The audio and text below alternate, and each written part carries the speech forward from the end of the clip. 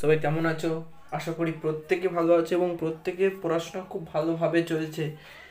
তো আমি আবারও তোমাদের নিয়ে আসছি ব্যাক টু ব্যাক ক্লাসেস। আর এখন যেটা কোনো প্র্যাকটিস সেশন করছি, তো দেখতেই পাচ্ছ আমরা এখানে লেখাই রয়েছে যে পিএসসি স্পেশাল মক টেস্ট। আমরা পিএসসি স্পেশাল যে মক টেস্ট শুরু করেছি, সেই বেশ কতগুলো আমরা মক টেস্ট আমরা কিন্তু নিচ্ছি। আগের দিন আমরা ইতিহাসের ওপর যে একটা মক টেস্ট নিয়েছিলাম, সেই মক টেস্টে আমরা আলোচনা করেছিলাম যে বৈদিক সভ্যতা, এটা নিয়ে আমরা আলোচনা করেছিলাম। বৈদিক সভ্যতার যে ভালো কিছু এমসিকিউ আমরা সলভ করেছিলাম। এরপর আমরা আজকে যেটা করব সেটা হচ্ছে প্রতিবাদী ধর্ম আন্দোলন। এই প্রতিবাদী ধর্ম আন্দোলন অর্থাৎ এখানে তোমরা দেখতে পাচ্ছ বৌদ্ধ ধর্ম, জৈন, আজীবক, এই যে ধর্মগুলো সম্পর্কে আমরা আলোচনা করব। আসলে টপিকটা শুরু করার আগে বেশ কিছু বিষয় বলে দিই। যে ব্রাহ্মণ্য ধর্ম যখন সেই সময় প্রচুর প্রাধান্য লাভ করেছিল, সেই ব্রাহ্মণ ধর্ম কিন্তু খুব একটা সহজসাধ্য ধর্ম ছিল না। এবং ব্রাহ্মণ্য ওই ধর্মের বিরুদ্ধে, অর্থাৎ ওই ধর্মের প্রতি মানুষ অনেকটা অত্যাচারিত, লাঞ্ছিত হয়েছিল। তাই মানুষ কি চাইছিল যে একটা সহজ সরল ধর্ম কিন্তু প্রবর্তন হোক। এবং সেই পরিপ্রেক্ষিতে সেই সময় টোটাল প্রায় 62টার মতো টোটাল ধর্মের কিন্তু সেই সময় উৎপত্তি ঘটেছিল এই প্রতিবাদী ধর্ম হিসেবে। এবং তাদের মধ্যে আমরা মেনলি দুটোর কথা আমরা প্রায়শই পড়ে থাকি, একটা হচ্ছে বৌদ্ধ ধর্ম, একটা হলো জৈন ধর্ম। তো চলো আর দেরি করব না, এরপর আমরা এই প্রতিবাদী ধর্ম আন্দোলন থেকে যে সমস্ত প্রশ্নগুলো বিগত পরীক্ষাগুলো এসে থাকে বা যে ধরনের প্রশ্ন পরীক্ষায় আসতে পারে, তারই বেশ কিছু আমরা আলোচনা করব। দুর্দান্ত একটা সেশন হবে। তো প্রত্যেকেই বলবো যারা ভিডিওটা প্রথম থেকেই দেখছো, একটা লাইক হয়ে যাক, একটা শেয়ার হয়ে যাক ভিডিওটার জন্য। আপকামিং যে পরীক্ষা দাও না কেন, সেই পরীক্ষার ক্ষেত্রে এই টপিকটা কিন্তু ইম্পর্টেন্ট ইতিহাসের। চলো শুরু করছি ভিডিওটা। Let's start. আমাদের যে প্রথম যে প্রশ্ন ছিল যে বৌদ্ধ ধর্মের প্রবর্তককে, এই বৌদ্ধ ধর্মের প্রবর্তক কাকে আমরা বলবো? প্রথম কথা বলি, এই যে বৌদ্ধ ধর্ম, এই বৌদ্ধ ধর্ম সেই সময় যে 62টা ধর্মের নতুন উৎপত্তি হয়েছিল, তার মধ্যে একটা ছিল অন্যতম ধর্ম হচ্ছে বৌদ্ধ ধর্ম। তাহলে প্রশ্ন হচ্ছে যে বৌদ্ধ ধর্মের প্রবর্তক কে, অর্থাৎ কে বৌদ্ধ ধর্মকে প্রবর্তন করেছিলেন? অপশন এতে দেখতে পাচ্ছ আছে গৌতম বুদ্ধ, অপশন বিতে রয়েছে মহাবীর, অপশন সিতে গোশাল, আর অপশন ডি হচ্ছে গোপাল। তো ইজিলি প্রত্যেকে বলতে পারো, দেখো অপশন ডি গোপাল, এটাকে আমরা কি জানি, ইনি হচ্ছেন পাল বংশের প্রতিষ্ঠাতা হচ্ছে গোপাল। এবং বাংলার প্রথম নির্বাচিত রাজা, মানে জনগণ একে কিন্তু নির্বাচিত করেছিল। গোশাল, অপশন সি যেটা দেখতে পাচ্ছ, ইনি হচ্ছেন কিন্তু আজীবক ধর্মের প্রতিষ্ঠাতা, গোশাল মঙ্খলিপুত্র বা মঙ্খলিপুত্র গোশালা।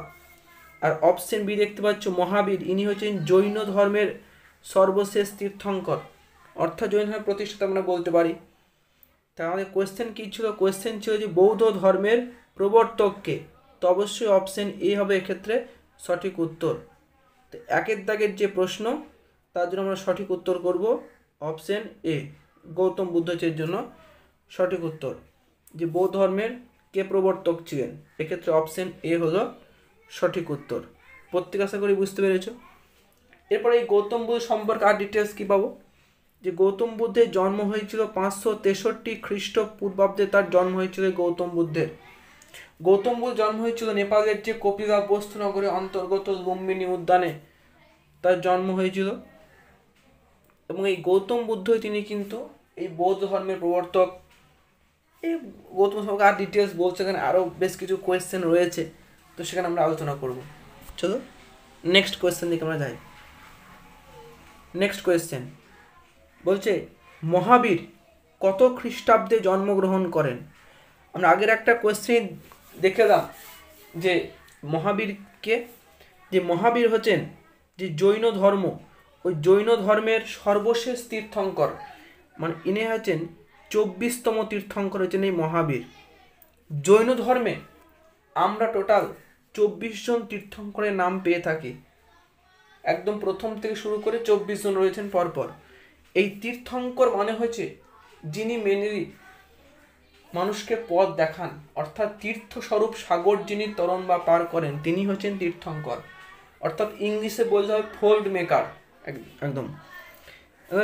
কোয়েশ্চেনে কি ছিল, মানে কোয়েশ্চেনে ফিরে আসি। কোয়েশ্চেনে ছিল যে মহাবীর কত খ্রিস্টাব্দে জন্মগ্রহণ করেন। তো মহাবীর জন্মগ্রহণ করেছিলেন, দেখো অপশনগুলো কিন্তু একদম খুব ক্লোজ অপশন আছে। 1027 এডি, এডি মানে হচ্ছে খ্রিস্টাব্দ আর বিসি মানে হচ্ছে খ্রিস্টপূর্বাব্দ।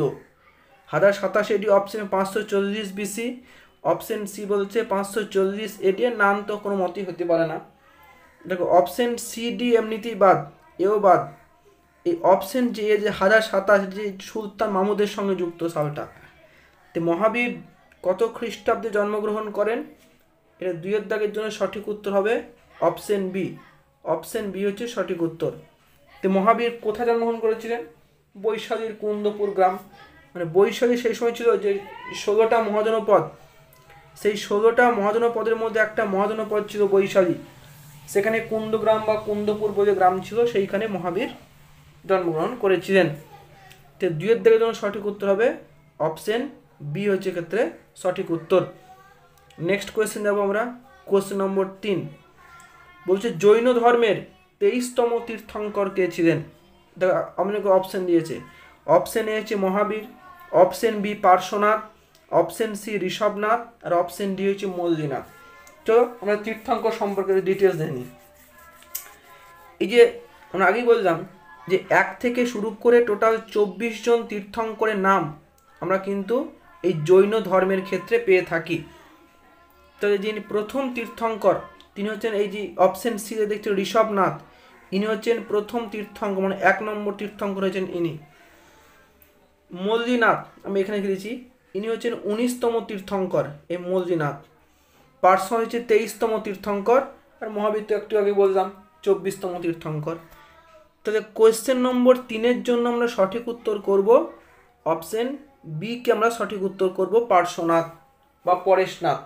ইনি হচ্ছেন জৈন ধর্মের 23তম তীর্থঙ্কর।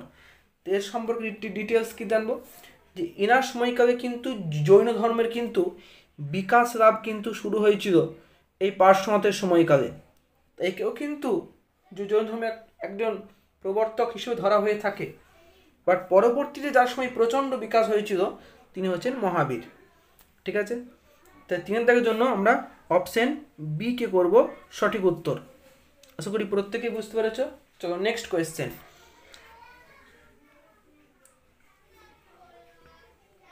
দেখো বলছে তৃতীয় বৌদ্ধ সম্মেলন, তৃতীয় বৌদ্ধ সম্মেলন কার সময়কালে অনুষ্ঠিত হয়?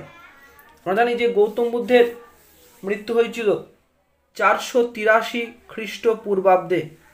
এই 483 খ্রিস্টপূর্বাব্দে গৌতম বুদ্ধের মৃত্যু হয়েছিল। তা গৌতম বুদ্ধের মৃত্যুর পর টোটাল 4খানা মতো এই বৌদ্ধ সম্মেলন হয়েছিল, যে আমরা ইংলিশে বলি বুদ্ধিস্ট কাউন্সিল, 4টে। তা এবার 4টে বৌদ্ধ সম্মেলন কোনো কোনো রাজার সময়কালে হয়েছিল। এবারে কোয়েশ্চেনে ফিরে আসি। দেখো কোয়েশ্চেনটা কি বলেছে, বলছে তৃতীয় বৌদ্ধ সম্মেলন। তো প্রথম যে বৌদ্ধ সম্মেলন এটা হয়েছিল অজাতশত্রুর সময়কালে, তাই মানে 1 লিখলাম। এই প্রথম বৌদ্ধ সম্মেলন এটা হয়েছিল অজাতশত্রুর সময়কালে। কোথায় হয়েছিল? এটা হয়েছিল রাজগৃহ, আমি লিখছি না মুখে বলছি, এটা রাজগৃহতে হয়েছিল।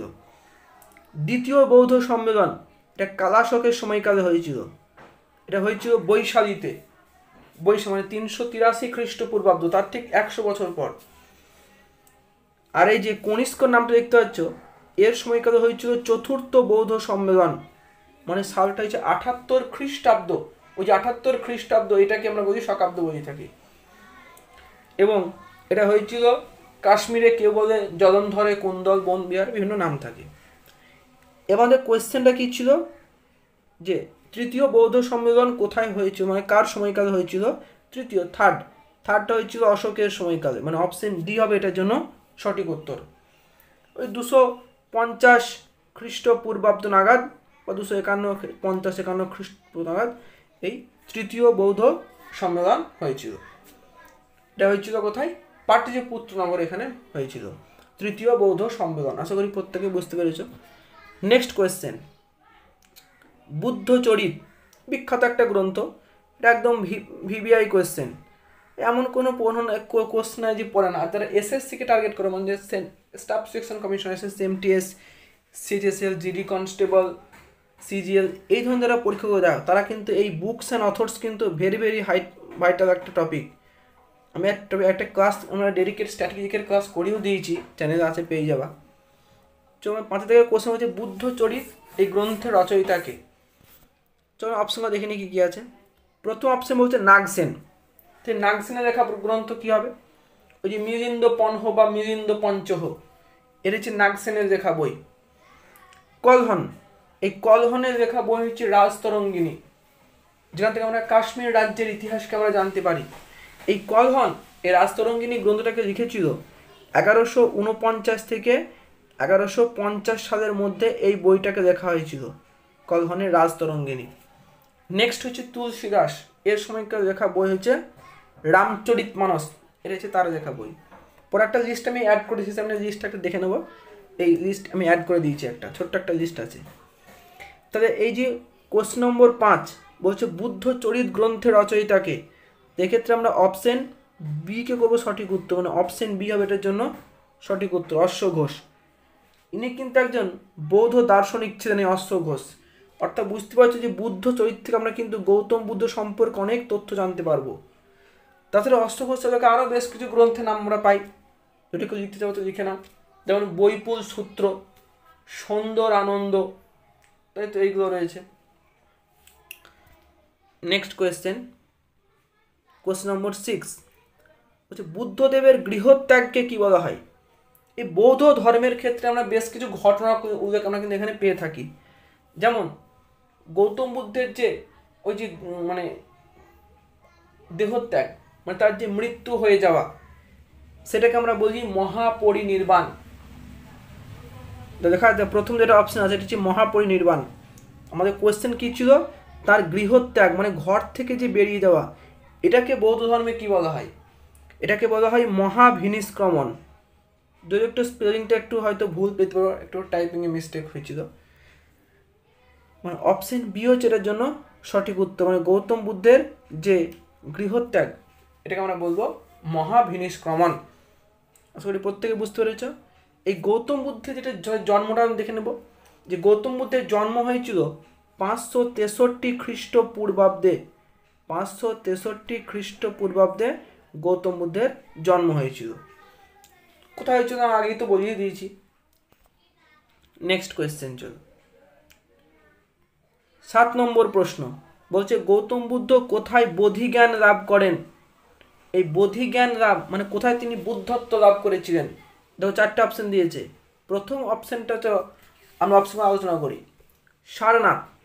এই সারনাথে ইনি কিন্তু প্রথম ধর্মটাকে প্রচার করেছিলেন, তাই নাকি এইটাকে বলা হয়, সারনাথকে বলা হয় বুদ্ধ ধর্মের বা বৌদ্ধ ধর্মের জন্মস্থান, বার্থ প্লেস অফ বুদ্ধিজম বলা হয় সারনাথকে।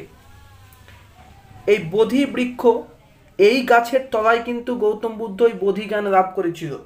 অসত্য গাছ ছিল একটা, তাই ওই জায়গাটা ওই গাছটাকে বলা হয় বোধি বৃক্ষ, খেয়াল রাখতে হবে। আর কাশ্মীর কি এটার সঙ্গে যুক্তিবাদী, এটি চতুর্থ বৌদ্ধ সম্মেলন কিন্তু এখানে হয়েছিল। তাই সাথে জন্য অপশন একটাই পড়ে থাকলো, বলছে কোথায় বোধিজ্ঞান লাভ করেন, তো অপশন এ হবে এক্ষেত্রে সঠিক উত্তর, মানে অপশন এ এর জন্য সঠিক উত্তর বোধগয়া। এইখানে তিনি বোধিজ্ঞান লাভ করেছিলেন। আর তিনি যে গাছের তলায় বোধিজ্ঞান লাভ করেছিলেন সেটা হচ্ছে বোধি বৃক্ষ। তিনি 29 বছর বয়সে এই বোধিজ্ঞান লাভ করেছিলেন। ঠিক আছে, নেক্সট, ত্রিপিটক কোন ভাষায় রচিত?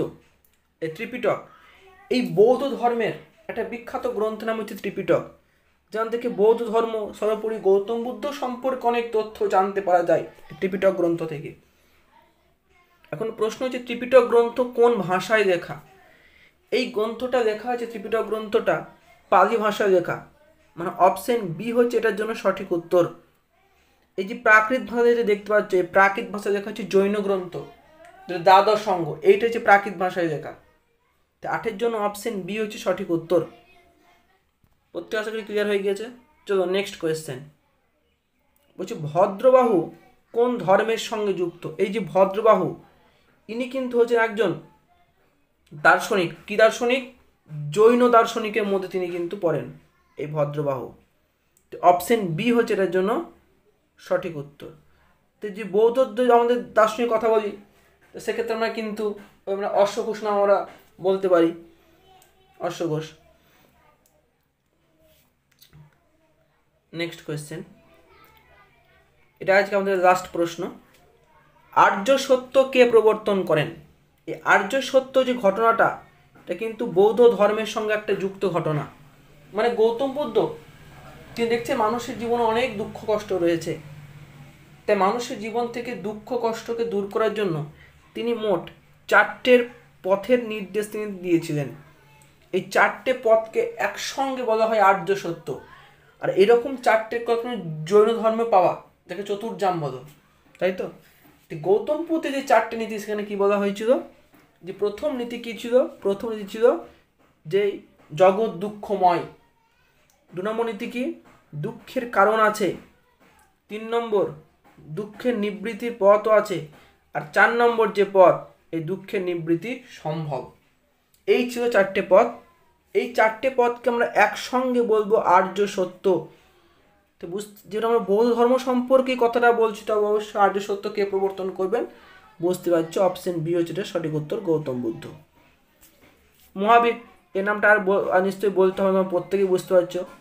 এই মহাবীরের নাম আমরা কোথায় পাবো? আমরা জৈন ধর্মের ক্ষেত্রে পাবো মহাবীরের নাম। পার্শ্বনাথ, ইনি হচ্ছেন 23তম তীর্থঙ্কর জৈনদের। গোসাল মঙ্খলিপুত্র, ইনি হচ্ছেন আজীবক ধর্মের প্রতিষ্ঠাতা। কমপ্লিট। এবার আমরা যে কিছু আমরা লিস্ট ছোট্ট একটা লিস্ট, আজকে 5টা মতো বইয়ের নাম বলে দিচ্ছি। নেক্সট ভিডিও যখন আনবো তখন সেক্ষেত্রে আর কিছু হয়তো লিস্ট দিয়ে দেবো, এমনি করে লিস্ট করে কমপ্লিট করে দেবো। প্রথম তাহলে হচ্ছে রামচরিত। রামচরিত বইটা কার লেখা? এটা সন্ধ্যাকর নন্দীর লেখা বই। সন্ধ্যাকর নন্দী লেখা বই হচ্ছে রামচরিত। নেক্সট রামচরিত মানস, এই বইটা লিখেছে তুলসীদাস, মানে গন্ডগোল না হয়।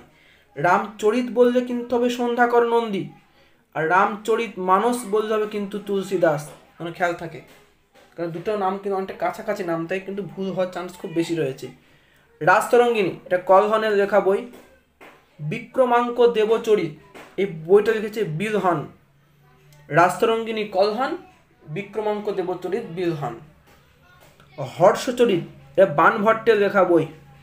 এই বাণভট্টের আর একটা বই আছে কাদম্বরী নাটক, এটাও কিন্তু এই বাণভট্টেরই লেখা, যেটা লিখে নিও। আজকে মোটামুটি এই 5টা লিস্ট তোমাদের দিলাম। নেক্সট আরও হয়তো লিস্ট কিছু দিয়ে দেবো, ঠিক আছে? চলো, তোমাদের অসংখ্য ধন্যবাদ এই ভিডিওটাকে পুরোপুরি দেখার জন্য। প্রত্যেক ভিডিওটাকে লাইক করে দিও এবং বন্ধুদের মধ্যে অবশ্যই শেয়ার করতে ভুলো না, এবং কমেন্ট করে অবশ্যই জানিও যে ভিডিওটা তোমাদের কেমন লেগেছে। কেন তোমাদের কমেন্ট কিন্তু যথেষ্ট গুরুত্বপূর্ণ, কেন তোমাদের কমেন্ট, অনেকেই হয়তো কমেন্ট করো, আমি পড়ি কমেন্ট দেখে সত্যি ভালো লাগে। ভিডিও তোমার দেখো ফুল পর্যন্ত, সত্যি আমার যে ভিডিওগুলো কষ্ট করে বানাই তোমাদের জন্য অনেক হেল্প হবে, যে কোনো চাকরি পরীক্ষাতে হেল্প হবে। আর যারা বলবো চ্যানেলে নতুন আছো, তো অবশ্যই চ্যানেলটাকে সাবস্ক্রাইব করে পাশে বেল আইকনটাকে ক্লিক করতে ভুলো না, যাতে আমি যখনই ভিডিও আপলোড করব তোমাদের সঙ্গে সঙ্গে কিন্তু নোটিফিকেশন চলে যাবে। চলো, দেখা হচ্ছে নেক্সট ভিডিওতে। ততক্ষণ ভালো থেকো, সবাইকে খুব ভালো রেখো, আর ভালো করে প্রিপারেশন নিয়ে থাকো। চলো, টাটা।